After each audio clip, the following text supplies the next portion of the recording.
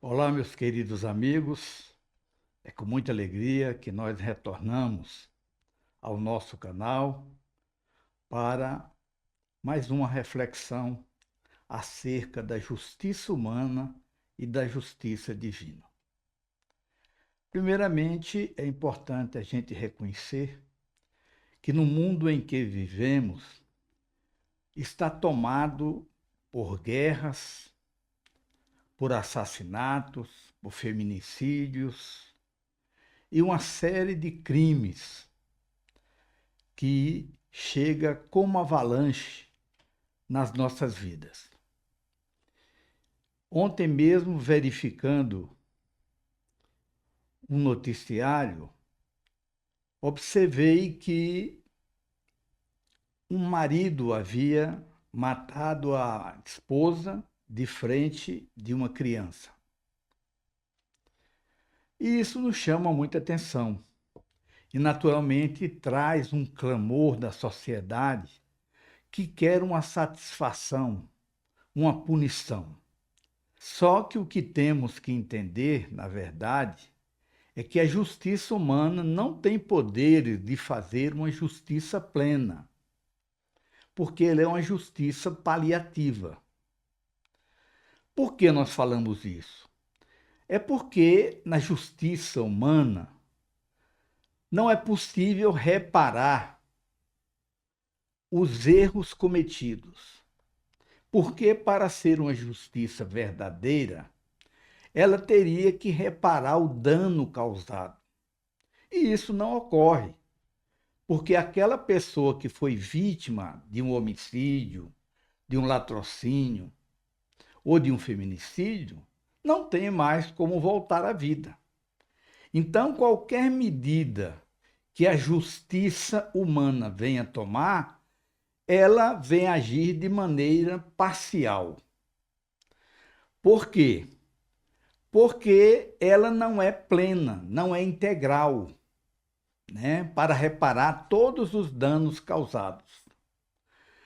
No nosso livro dos Espíritos, nas questões de 100 a 114, fala da escala espírita e os níveis de classificação dos espíritos.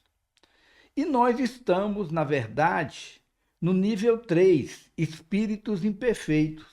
Ora, sendo espíritos imperfeitos, não tem como nós agirmos com perfeição. A justiça humana, ela é criada pelos homens para organizar a convivência social, para buscar que as leis façam com que os homens tenham um mínimo de limites. E ela também se modifica ao longo do tempo, de acordo com as suas circunstâncias. Está sujeito às falhas de interpretações. Na maioria das vezes, julga apenas os atos externos, sem considerar as intenções. O principal objetivo é a punição, com a exclusão do indivíduo criminoso do meio da sociedade por um determinado período de tempo. É fácil se imputar uma pena dura para quem não se ama. Então, quando nós estamos vendo estas situações, é porque nós sabemos que, apesar disso, nós, como justiça humana, ainda estamos evoluindo. Porque quando nós olhamos para os nossos antepassados, para os séculos passados, nós vamos ver o quê? O circo dos gladiadores em Roma, nós vamos ver os circos dos leões, onde eram devorados crianças, velhos e mulheres, para satisfazer uma população que torcia dentro do Coliseu com as mortes daquelas pessoas. Então, hoje nós temos alguns avanços, como a Lei Maria da Penha, como as leis contra assédio sexual. Temos algumas organizações não governamentais de proteção aos animais, ao meio ambiente, entidades humanitárias agindo em diferentes países, como os Médicos Sem Fronteiras e outras instituições e organizações que se preocupam com a situação dos animais, dos ecossistemas e também das próprias pessoas.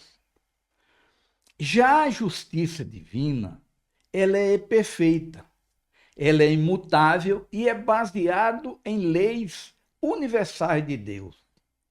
Leva em consideração não apenas os atos, mas também as intenções. E tem como objetivo principal a educação do homem, a educação moral do homem. Tem como regra lei de causa e efeito, pois cada um colhe o que semeia. Não impõe punições arbitrárias, mas proporciona a oportunidade da reparação e do crescimento espiritual. É permeada de amor e misericórdia. Não tem como principal objetivo uma punição, mas sim a educação e evolução do espírito. E não está subordinada ao tempo. Por que nós falamos isso? Porque Deus, como Pai misericordioso, ele não está preocupado se aquele erro, se aquela falha moral cometida vai demorar ou não a ser reparada.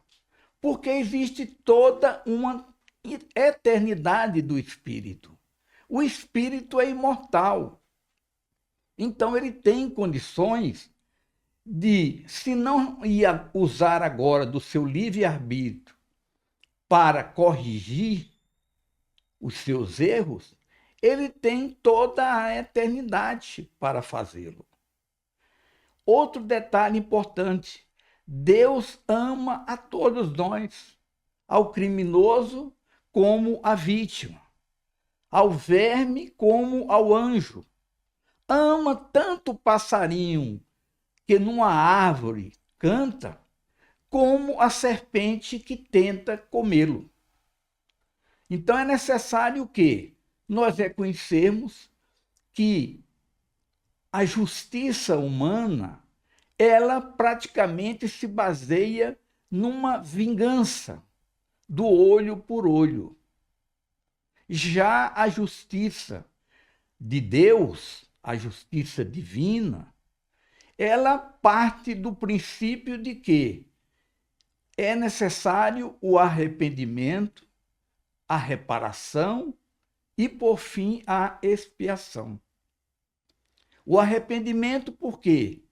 É necessário que a pessoa se arrependa daquele ato praticado, que ele não vá agir mais segundo o livre-arbítrio, no sentido de fazer as coisas erradas, mas vai voltar para o caminho certo. Ele se arrependendo de coração, vem o segundo espaço, que é a reparação. Ora, se eu pratiquei um dano, é mais do que justo que eu venha também a reparar aquele mal que eu pratiquei. Se eu tirei a vida de alguém, que eu possa, de alguma forma, trazer vida a outras pessoas. E aí nós temos, então, a expiação. Expiação, que é onde você vai distinguir entre o bem e o mal. Porque normalmente nós só sabemos o que é dor, o que é sofrimento, o que é aflição, quando ela chega até nós. Antes disso, a gente acaba passando por cima, porque não fere a nós, fere ao outro. Então, para que a gente possa ver essa diferenciação entre a justiça humana, praticada pelas leis humanas, e a justiça divina, nós vamos ver que há uma grande distância. Nós precisamos baixar a nossa expectativa, porque se nós somos espíritos imperfeitos, nós não somos capazes de fazer também uma justiça perfeita.